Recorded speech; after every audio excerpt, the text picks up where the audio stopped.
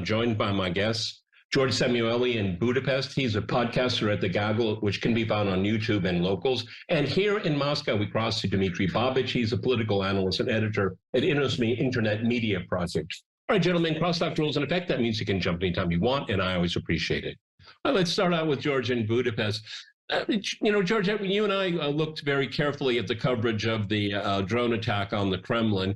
Not surprising, a universal across the board, wall to wall. Russia did it to itself, okay? It's really quite interesting is that all false flags are committed by adversaries of the West. And other than that, it's a conspiracy theory to think otherwise.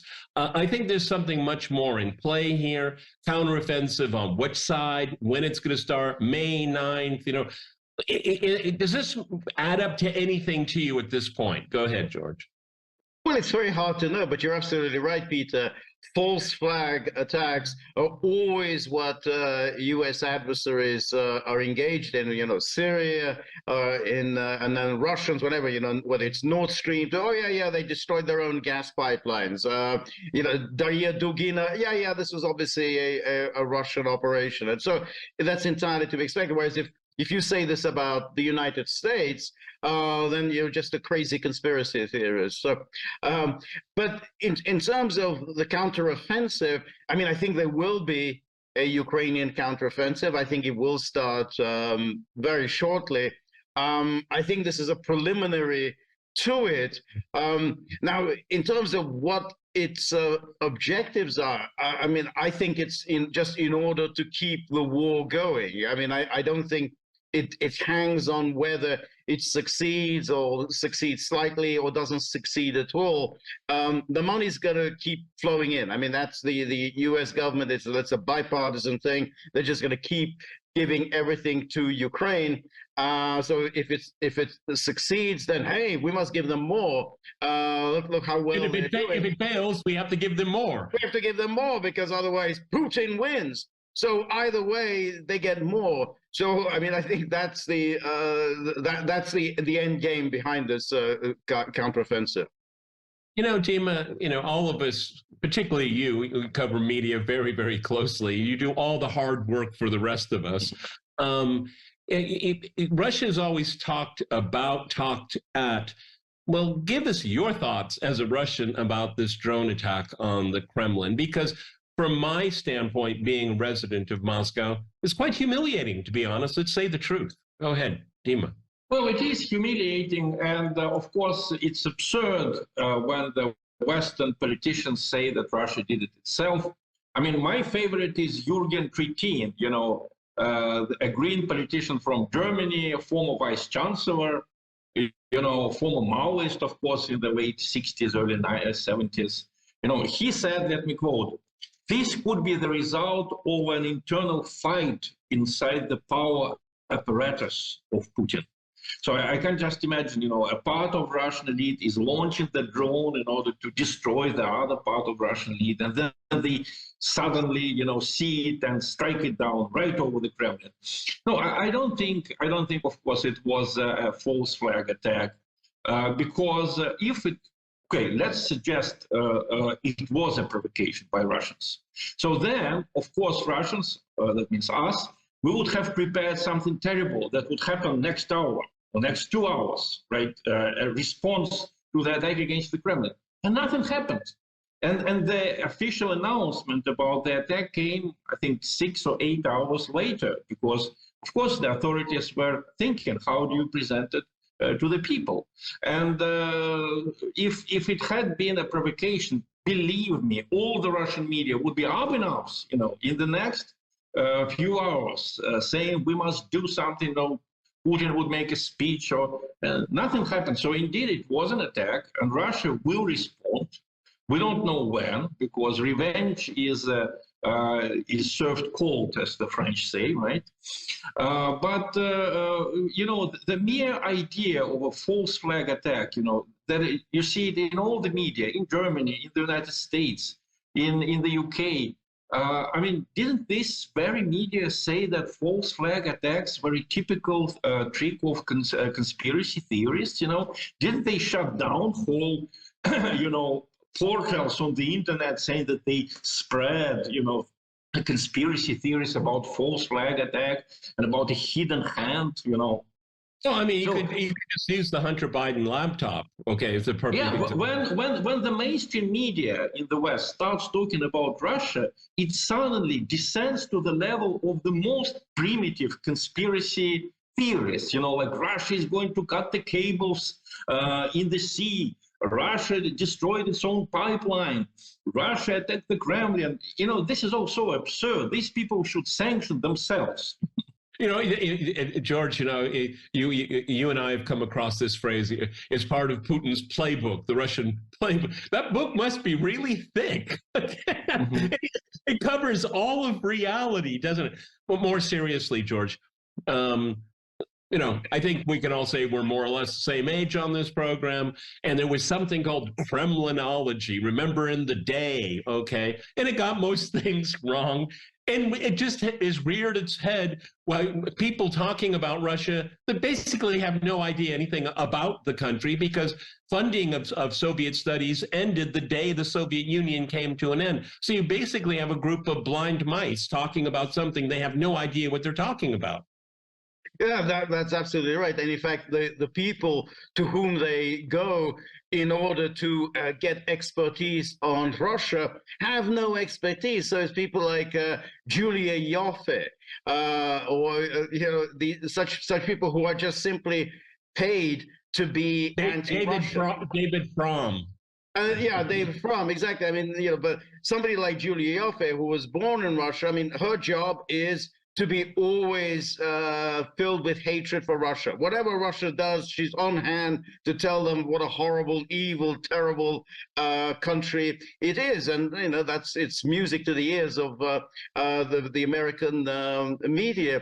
But it is very interesting. I mean, exactly as Dima said, if it were a false flag attack, the Russians did it themselves, then boom, they would be immediately on hand to launch the whatever it was that they were planning to do in the first place. And the fact that they didn't should have been obvious evidence that it wasn't a false flag attack. And yet the stories continued, all the magazines, and they're innumerable, they're all kind of interchangeable magazines or websites, still ran for days and days that this is a false flag attack, when there's the very basis of it wasn't there at all. And so but that's the way they present Russia. Dima, again, looking at the mainstream coverage of it, which is just pathetic to say the least. Ukraine wouldn't do such a thing. Well, we've had assassinations ongoing. We've had bombings. We've had drone attacks here. This has been a very consistent policy, and because of I think it's obvious that the West, particularly the United States, is giving all the logistical intelligence help to the Ukrainians to commit these acts on Russian soil here. And so, I mean, again, speaking as a Russian here, what is the reaction? Because the tempo is coming up. We're getting it more and more often here, and having particularly Daria Dugina, which is a non-combatant, okay, and having that dreadful assassination. We have that military blogger in St. Petersburg. What is the level of frustration here in dealing with this? Alexander Kots, the famous Russian war correspondent, who is, I think, the best to cover this current conflict, and who covered also the conflict in Syria, many other countries. He says that basically this campaign of terrorist attacks on the territory of Russia is a part of that counteroffensive. I agree. If you look whom they strike, they strike the oil depots, they strike the railroads, they strike people, also well-known people, celebrities like the famous writer Zakhar Prilepin. He had his car exploded, his driver died. He miraculously stayed alive, but was badly injured. And it's interesting to quote what the Western media wrote about Prilepin when he was critical of Putin in the mid-2000s. The Western media was enthusiastic about him, just like about his predecessor in literature, Edward Limonov. And Daria Dugina, because she has always been patriotic, because she has always been the way she was, they didn't spare her in any way. They just, even though she was, I knew her personally, she was a very kind, nice young woman, never touched a fly in her life, and she was absolutely not aggressive. They killed her in that monstrous way, and now this attack against Prilepin. And now, my sources in Ukraine and the Russian media is full of stories. The counteroffensive is starting on the Ukrainian side. They want to cut Crimea from Russia, from the rest of Russia. And I think they will fail simply because they set themselves unrealistic goals. The idea to return Crimea into Ukraine is simply not realistic. People there do not want to return to Ukraine in the first place. And also Crimea is very easy to defend geographically. And also the public opinion in Russia is absolutely, I mean, there are different views on the rest, on the central Ukraine, on eastern Ukraine, but the Russian public opinion is adamant about Crimea being a part of Russia. So the public opinion will sanction measures to defend it. Let me throw that to George. I mean, it's a very good point. I mean, it's impregnable. It's Russian soil. The population there doesn't want to be returned to the control of Kiev here. And so it is a very foolish, dangerous errand on the part of the Ukrainian regime. But that's just to keep the war going, as you said, right? I mean, it's an impossible goal. So we'll make some kind of attempt, and it'll just please our Western backers. Well, without question, it will please the Western backers.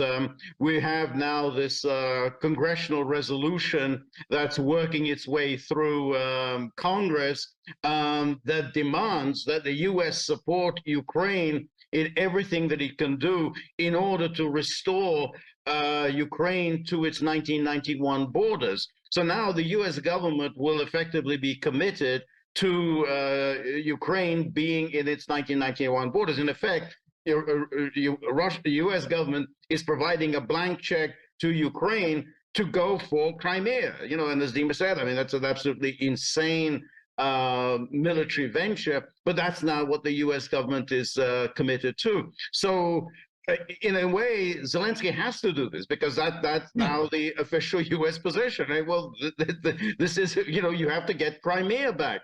And basically, the Americans are determined to keep this war going. They're not interested in any peace talks, any peace negotiations. Or on that thought, George, hold that thought. We'll talk about peace talks in the second half of the program. Gentlemen, I'm going to jump in here. We're going to go to a short break, and after that short break, we'll continue our discussion on some real news. Okay, let's go back to Dima here in Moscow. George brought up in the first part of the program at the very end about this congressional resolution, basically codifying. It's non-binding, but I mean, it is rhetorically very powerful, and it does influence policy to guarantee the sovereignty of Ukrainian borders of 1991. Is this a backdoor to NATO? I mean, it sounds like, that's what you would give a NATO ally under the Article 5. So they're just doing it extra on the side and going around NATO, because they know members of the European members of NATO would never do that. There would at least be divisions within the alliance. So this is kind of Blinken and Sullivan and Victoria Nuland doing a runaround. Go ahead. Well, I think Lindsey Graham is also one of the authors of this resolution. So of course he is. Yeah, well, Lindsey Graham had a reputation of a radical until recently, right? So the problem with the West is that radical views, which just recently were considered almost outlandish, now they're the mainstream. I mean, the official aim of the Ukrainian counteroffensive is, if we listen to people like President Macron and others, the official aim is that Ukraine should speak at negotiations from the position of force, right? Well, that's exactly what I heard. I speak Polish, so that's exactly what I heard from Polish nationalists since the 90s, that you can talk to Russians, but first you must assert yourself, you must give them a punch, and then you talk to them, and then they will be ready to listen to you. And this policy, I mean, this idea, which views Russia as some kind of a backward Eastern Asiatic country, Asiatic in the world, in the worst sense of the word, this policy was wrong in the 17th century already. I mean, in the United States, in the West in general, it's not fashionable to talk about the East the way Poland talks about Russia. But somehow the West adopted the Polish position, and not exactly the Polish, but the position of the Polish nationalists on Russia. Well, that this is a Dima, backward country that we need to talk to from a situation of strength. I would broaden it out. I would say a lot of the Eastern European emigre community after the Second World War. This is, I think that it's kind of a culmination. George, you're living in Hungary right now. I mean, good reason not to like Russians, but the Hungarian government has taken a much more nuanced position. It kind of bucks history. Go ahead, George. Right, but the Hungarian position, at least as articulated by Viktor Orban, that's not necessarily what all Hungarians think, but Orban understands that this is not 1956. I mean, there are many Hungarians who still want to wrap themselves up in 1956, much like Poland always wrapping itself in 1939. But people like Orban say, look, Soviet Union is not Russia. This isn't about Russia seeking to exert itself on non-Russian people. This is, to him, this is just a conflict between brother Slavic peoples. I mean, that's it, and it has nothing to do with us. And that's a very sophisticated position. But it's what, just going back to what Dima said about Putin only understands the language of force. This is one of the most tired cliches of Western thinking, particularly as it is quite obvious that it is wrong. I mean, it's like, when you look at, say, just look at the Soviet Union, let's say in the 1950s, you have the United States threatening to roll back communism, liberate Eastern Europe, and this is tough talk. Then the Soviet Union, it goes into Hungary in 1956, and the United States doesn't do anything. So much for the idea that all the Russians only understand language of force. You can threaten them, but when their vital national interests are at stake, they will do whatever it needs, and they're not interested in somebody is threatening them. And Dima, I suppose, I mean, just listening to what I hear in the media, in the Russian media and Western media, and the global South media, that is widely expected there'll be counteroffensive. Maybe the Russians and the Ukrainians will have their own counteroffensives, but obviously in different ways here.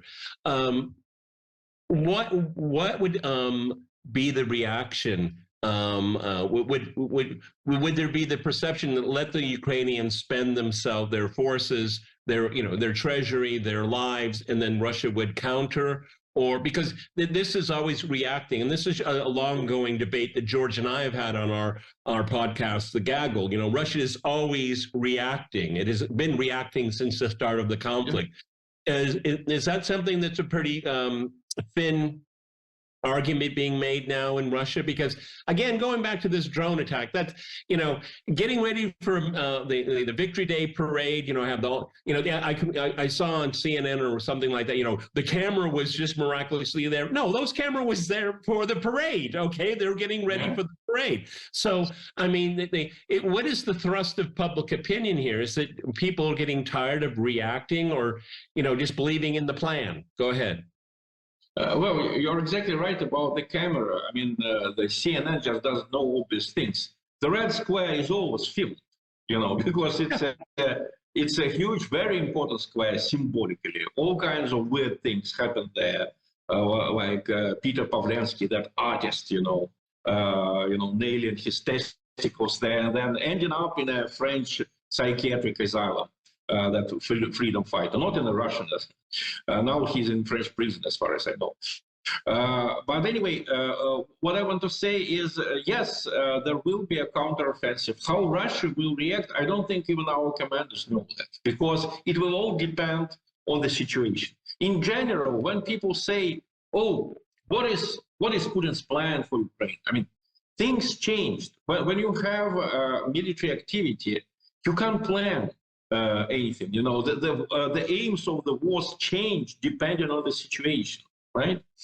And what I can say is that I agree with George, when he says that basically this policy, Putin understands only the language of strength. I mean, by all his actions, Putin has shown that he never bows to pressure. He has shown it with the terrorists in the early 2000s.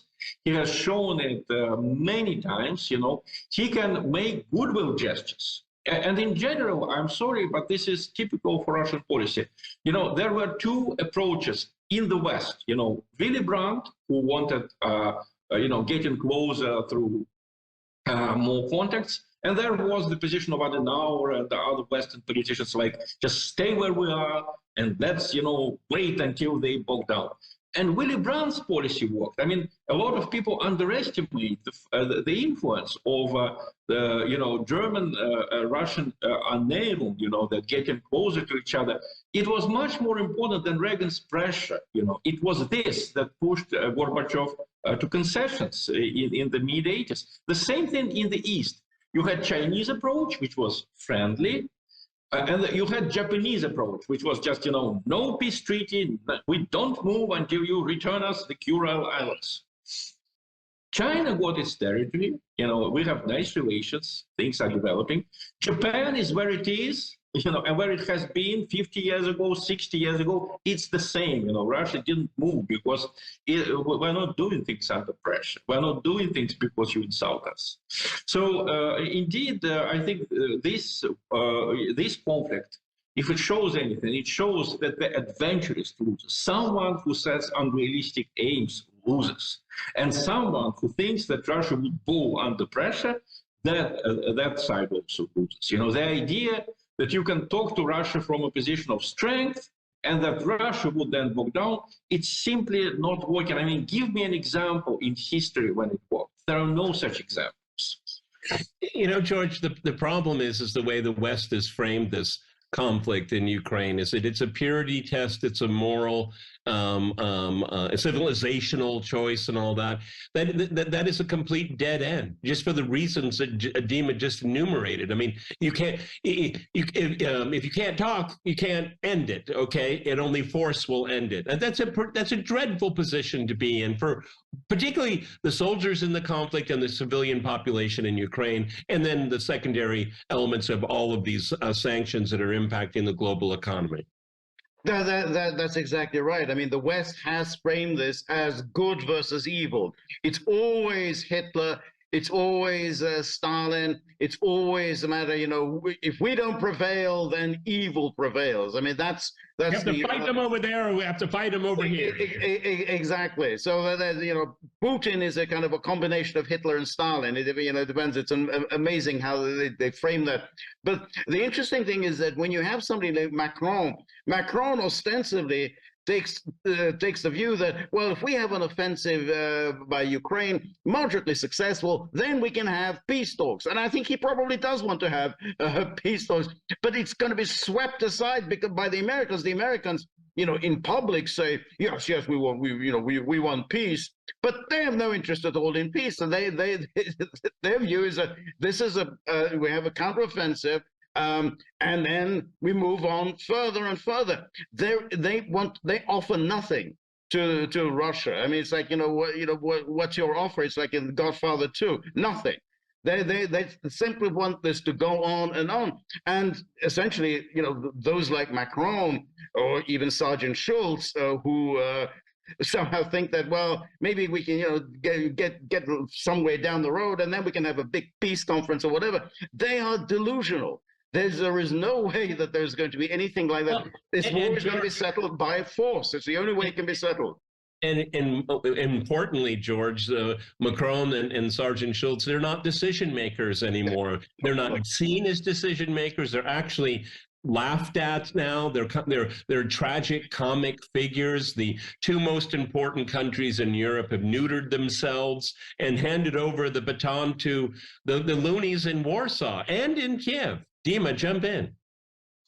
Exactly true. Unfortunately, the situation is very dangerous. I mean, the attitude which the European Union and the United States took towards Russia, it's Eurocentric in the worst sense of the word.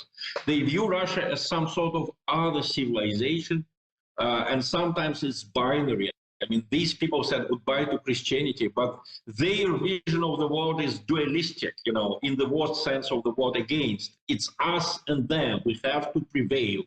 And anyone who suggests a compromise, he is on the side of evil, of course, you know. This is the kind of attitude that they adopted. And I don't know what can save us, what can prevent a huge conflict. Maybe just a total failure of that Ukrainian counteroffensive, which is very possible. Because right now, the situation is we're rapidly running out of time here, but I've said from the beginning of this conflict, I don't know what Ukraine will look like, will be like after all this is done. But that's not the concern of Kiev's Western backers. Gentlemen, that's all the time we have. I want to thank my guests in Budapest and here in Moscow.